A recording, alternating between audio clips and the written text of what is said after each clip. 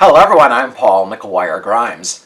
The life and career of Gloria Steinem was featured earlier this year in the Hulu series Mrs. America, and now we're getting more of it in The Glorias. It's now streaming on Amazon Prime, and I want to talk about it. This is Paul's trip to the movies.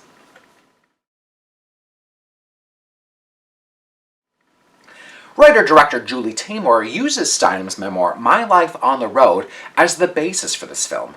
The structure features four actresses playing Gloria Steinem throughout different periods of her life, all gathered on a bus together looking back at the life she's led.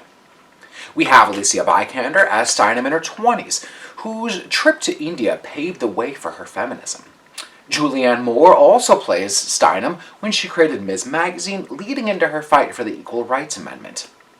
The film also stars Bette Midler, who is a scene stealer, as Bella Abzug, Lorraine Toussaint as Flo Kennedy, and Janelle Monáe as Dorothy Pittman Hughes. The Glorias is a non-traditional biopic for someone who bucked tradition every step of the way. The title not only represents the multiple actresses we see play Gloria Steinem, but also represents all of the activists in life who have been inspired by her. Taymor's previous work on film and stage includes Across the Universe, Frida, and the stage adaptation of The Lion King.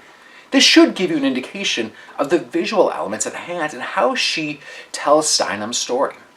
I love the storytelling device of the bus out of time concept. It felt like those questions that we get asked, like, what would you tell your teenage self? Or, where do you see yourself in 5 years? They act as the personal reflections for someone who led a very full life. This also adds a non-linear timeline to the film, as memories are recalled. Now, what doesn't always work are Taymor's visual tangents, as I'll call them. They're too inconsistent to feel part of the natural storytelling, thus adding unnecessary runtime. Taymor seems to find her drive in the film once we get to Julianne Moore playing Steinem in the second half, as she really hones in on the fight she has within herself. This comes when her passion for activism really takes off. It's easy to support the plight of these characters when Julianne Moore, Bette Midler, and Lorraine Toussaint are all working together. Julianne Moore plays real-life figures effortlessly, much like we saw in her performance as Sarah Palin in Game Change. She's a dead ringer for Gloria Steinem thanks to the impeccable costume design from Sandy Powell. I really felt that connection between her, Alicia Vikander, and the younger two actresses who play Steinem, which is vital for a film like this that covers multiple decades. It's evident that Gloria Steinem has led a full life, but The Glorias tries a little too hard to cover all of that. At times, the film felt a little too choppy and needed more focus. But in the end, it's an insightful look at the influence Gloria Steinem has had on so many people.